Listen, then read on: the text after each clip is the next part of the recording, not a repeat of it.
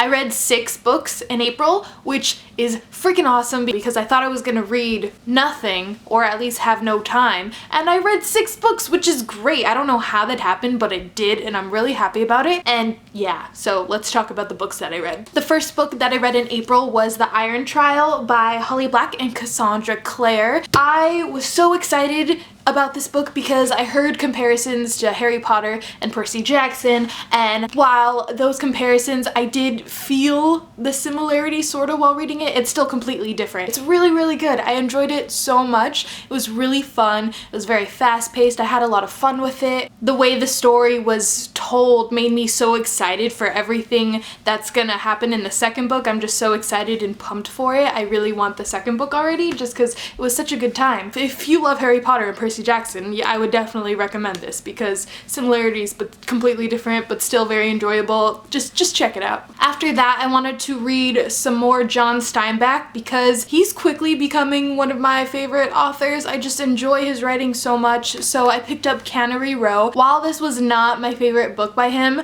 I still very much so enjoyed it. It was very simplistic and meaningful and and raw and real, and I just very much so enjoyed it. I would definitely recommend everyone to read John Steinbeck. He's amazing, and just read all his work. Just do it. Mistle Child by Berk. This is the second book in the Undertaken trilogy. This book was so good. This book is a ghost story. It's such an amazing ghost story. The way it's written is beautiful and haunting and scary, but in a good way. If you're scared of, you know, these kind of books, I would still read it because it's just so intriguing and amazing. And the second book was even better than the first one, which is very rare for books, so I was super happy with that. I cannot wait for the third one. I just bought it not too long ago and I'm just so excited. And yeah, this is just a great ghost story, and if you're into that sort of stuff, pick up this book because it's great. It's so great. Matilda by Roald Dahl. I have only read Charlie and the Chocolate Factory by Roald Dahl, and I read that when I was around 10ish and I loved it, and I didn't read anything else besides that, so I finally read Matilda. I read it, I loved it. This is so good. I loved the movie growing up. The movie, it's so dark and fun, and I really, really like it, and the book is so good. If you don't know what the book is about, it's pretty much a kid genius and her parents neglect her, and it's very sad, and she likes to read a lot, which is awesome. We can all relate to that, right? And her parents think reading is stupid and they would rather watch TV, which is just what? But it's really good. It's really fun. I loved it so much, and you should read it if you haven't because it's awesome. This month I read one very bad book that made me very sad because this book was so aggravating. It made me so angry, and that is The Commoner by Burnham Schwartz. This book is about a young girl who marries the Crown Prince of Japan. The whole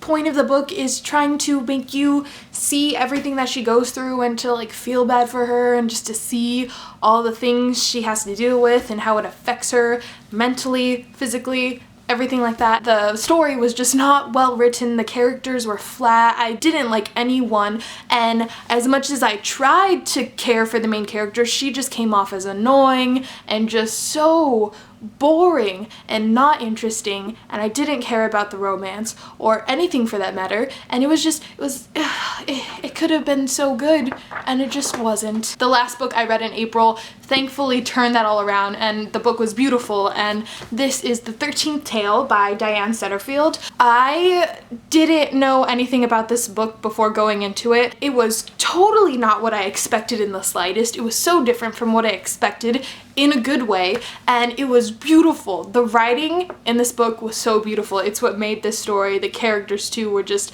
so engrossing. The way Diane Setterfield like meshed her story all together and like kept going back and forth with the narration and whatnot was just done so perfectly, and I enjoyed it so much and I love it so much. I would definitely reread this in the future. For the most part, I really enjoyed the books I read in April, so if you've read any of them, leave a comment below, tell me your thoughts and we can talk and all that good stuff. And yeah, cool stuff. I never know how to end these videos, and then it just becomes a long awkward ramble of nonsense, so let's just goodbye.